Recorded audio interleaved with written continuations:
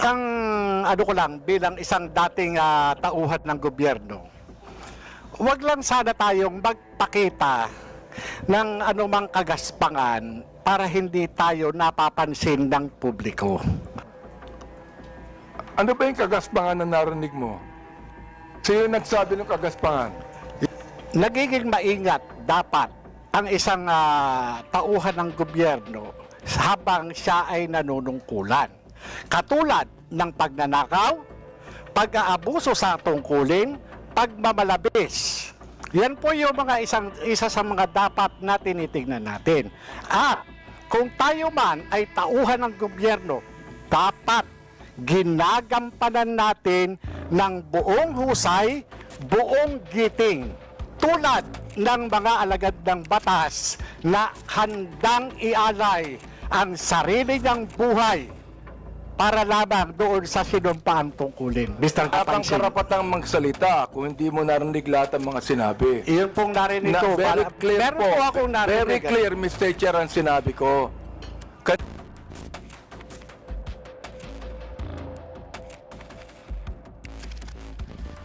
Ang ano ko lang bilang isang dating tauhan ng gobyerno, wag lang sana tayong magpakita ng anumang kagaspangan para hindi tayo napapansin ng publiko. Yun lang po. Ano yung ibig sabihin? Huwag lang magpakita ng kagaspangan para hindi makita ng publiko.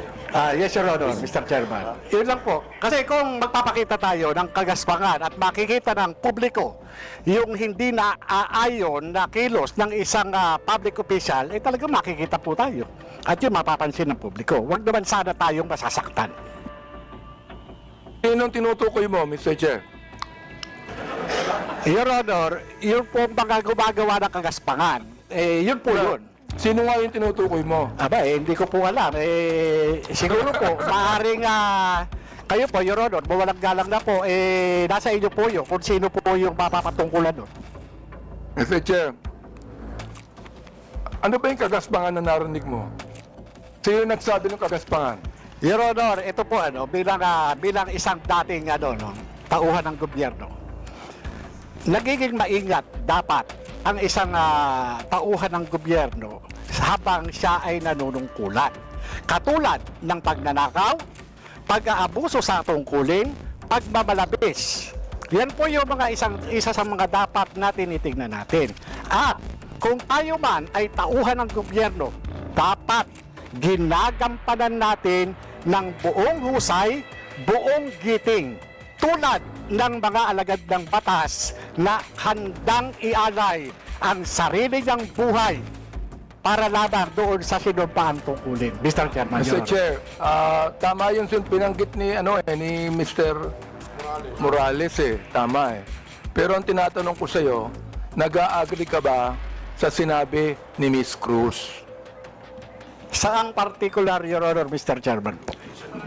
Hindi ka pa na nakikinig sa akin Bira naman buhay ito. Pagpaumanhin niyo po, Your Honor, at nangati po yung aking binti, maaring hindi ko po Wala kang napansin. karapatang magsalita kung hindi mo narinig lahat ang mga sinabi. Iyon pong narinig ko. Very clear Meron po. po akong narinig. Very clear, Mr. Chair, ang sinabi ko.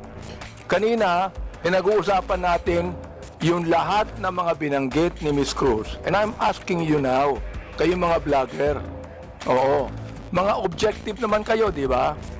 Ano ang palagay nyo rito?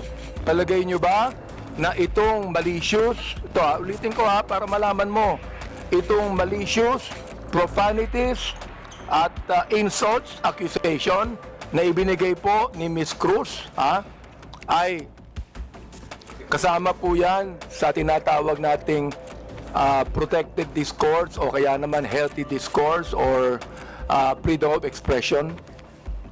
Yun po pinoprotektahan ng batas. Ito po yung pong opinion o saloobin ng isang mamamayang Pilipino patungkol doon po sa pagkukulang ng isang public officer.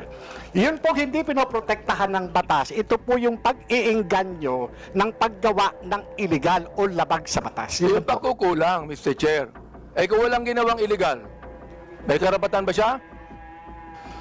Kung walang ginawang illegal, Your Honor? Depende po eh. Depende po sa napapansin at kung Ilang, po sa nagbibigay ng opinion. Your Honor. Miss Joey, meron po ba akong ginawang illegal? Meron po ba?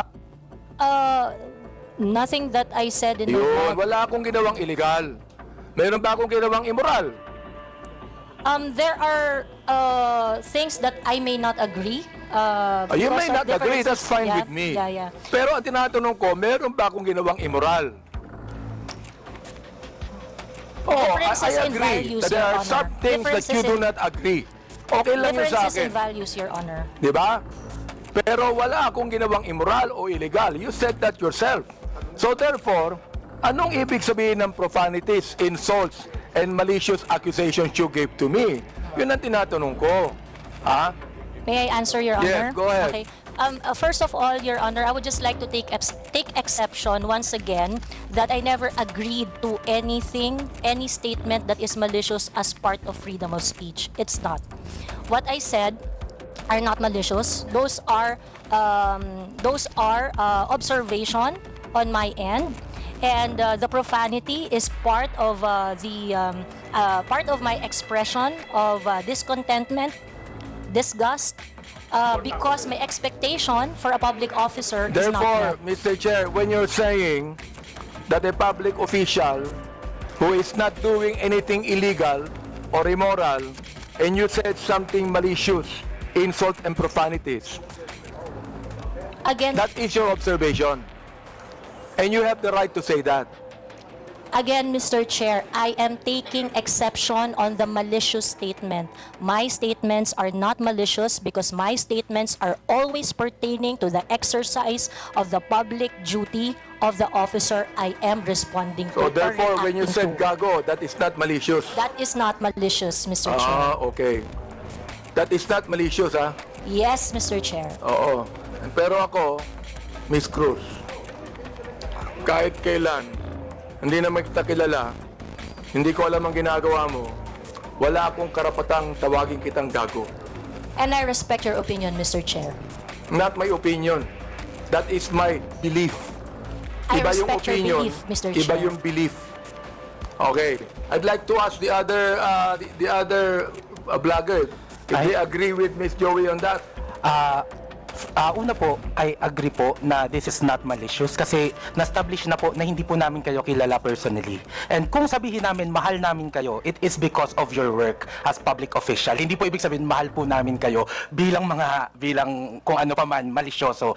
And when we say we don't like what you are doing, it is also not malicious. It pertains to your job as a government official. So I think magkaiba din po kasi yung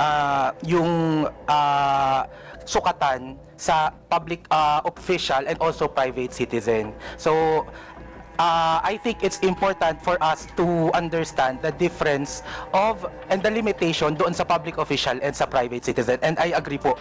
Lahat po ng sinasabi namin sa inyo, because we don't know you personally, are not malicious. It's not personal. It's about your job lang po. Sometimes, Mr. Chair, I'm not onion skinned, ayan, kilala ako ni Congressman Glenn. Oh, kaibigan ko yan. I'm not onion skin.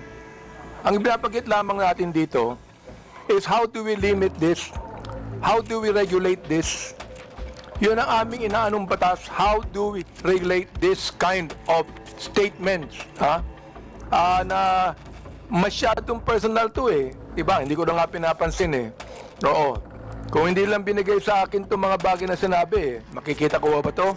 Hindi ko nakita to eh, Miss Joey Cruz eh. I don't even care about that anymore. Hindi ako apektado dito eh. Di ba? And the thing is this, kayo ang makakatulong sa amin for us to be able to craft a better legislation to what? To tell you that the freedom of expression is not absolute. Yun ang nais naming sabihin dito. Oh, so, yung the rest of the vloggers, if yes, Attorney Glenn, go ahead. Thank you, Mr. Chair. While we recognize the plenary power of this Congress to enact legislation to limit freedom of speech or expression, I would just like also to exhort the members of Congress, the honorable members of Congress, to remember that the exercise of free speech, I mean, public officials should not be onion-skinned. I know hindi po kayo onion-skinned, Congressman Honorable Abante. Public officials should not be onion-skinned, and that free speech serves as a scalpel that removes the abscesses of officialdom. I quote the jurisprudence. I mean, it's a landmark decision of the Supreme Court. So we have to make a tight balance between limiting the freedom of speech and, of course, when it comes to public acts of public officials. Yun na po, Mr. Chair. May we hear the others, Mr. Chair? Go ahead. That handsome man right there. Ako po, Mr. Chair. May I be recognized po? Mr. Chair, sundan ko lang po yung binanggit po ni Attorney Trixie about protected speech. I don't know the specifics of what Miss Joey said. Be that as it may, Mr. Chair, kung yung pong mga binanggit niya ay nakapatungkol po sa official function, then it is warranted. If it pertains to the personal po na buhay, then it is unwarranted. Naiintindihan po namin yung predicament, Mr. Chair, ng mga congressman natin, ng mga public official natin na talagang nasa scrutiny ng taong bayan. Pero hinihingi rin po ng taong bayan, lalong-lalo na ng mga manggagawa, ang pag-intindi po ng ating mga congressmen doon sa kung ano yung nararamdaman at ano yung pakiramdam, emosyon ng mga tao patungkol doon sa function po ng ating mga public official. I believe yung mga binanggit po ni Miss Joey, it is part of protected speech. And I think doon po pwede tayong magkaisa. That's all, Mr. Chair. Meron pa. Yes, Miss, Mr. Chair, good afternoon po. Yung tungkol po sa sinabi ni pagsasamahin ko na po yung tatlo, no? Ni Ma'am Joey, ni Attorney Trixie, at saka ni Sir Elijah. Kami po na mga content creators, nasa public eye din po kami, gaya po ninyo. So, whatever content or opinions that we also post online, nakaka-receive din po kami ng mga gaya ninyo na masasakit na salita. Kaya naiintindihan po namin kung saan din kayo nanggagaling. However, ang difference lang po natin, ang atake sa amin personal, ang atake po sa inyo, on your official function. Ngayon, ang masasabi ko lang po siguro pagdating sa bagay na yan, kami po, pinapabayaan po namin yung mga haters namin at saka bashers to air out what they think and feel about what we say. Hindi ko naman din po sinasabi na dapat ganun din po kayo. It so happen lang that sa inyo po, pagdating sa mga nasasabi nyo po, sa mga press briefing nyo po, sa press con ninyo, or even sa mga pinapublish sa news, sa aming mga content creator, naka-anchor kami lagi kung ano lang po ang nasasabi ninyo. Mr. Chair, Miss Batalya, Yes, po. gusto ko lang pong banggitin din, no? Alam mo, natanggap ko itong mga bagay na ito since Quadcom days, eh. Hindi ako binabas ng sino man bago ang Quadcom. Bakit kaya? Di ba? Share if I I may mean, hindi ako nababas, eh. Oo, ngayon lang talaga. Hindi ko alam kung bakit, eh. Oo, yun ang gusto kong sabihin sana sa inyo. Diba? Yes, Manuel Mata po. Mr. yes, Chair, Mr. Mata, yes. that is exactly the point kung bakit hindi po tayo nakafocus dapat dun sa mga protected naman na speeches ng mga tao. But the reason of frustration, ano po yung context bakit po nasabi yun ni frustrate, bakit niya po nasabi yun, and yun po yung masolusyonan natin. I think dun po sana tayo nakafocus, and I think yun yung rason kung bakit sinasabi ng batas natin na dapat hindi onion skinned yung mga government official para nakafocus tayo doon sa totoong problema and cause of frustration ng mga tao. Mr. Chair, sinabi ko na hindi ako onion skin, di ba? Yes po, Mr. Chair. The fact that you are here talking with us Yes. with this kind of respect is, I agree. Kaya, Mr. Chair, hindi ko talaga, since the time na yung Quadcom, hindi ako nagsalita ng anuman sa inyo o nag-vlog sa akin. Miss Joey, hindi ka nakarinig sa akin anuman salita, di ba? Miss Joey, you have never heard me say anything against you or about you. Am I right? Yes, sir. Yes, Mr. Chair, we do not know each other personally. Ayun. And then, ganito. I have never said anything about you nor anything that you have said against me. Am I right? Sorry, Mr. Chair. I have never said anything about you or anything against you, even if you said something against me. Am I right? That is correct, Mr. Chair. Yun ang gusto kong sabihin sa inyo.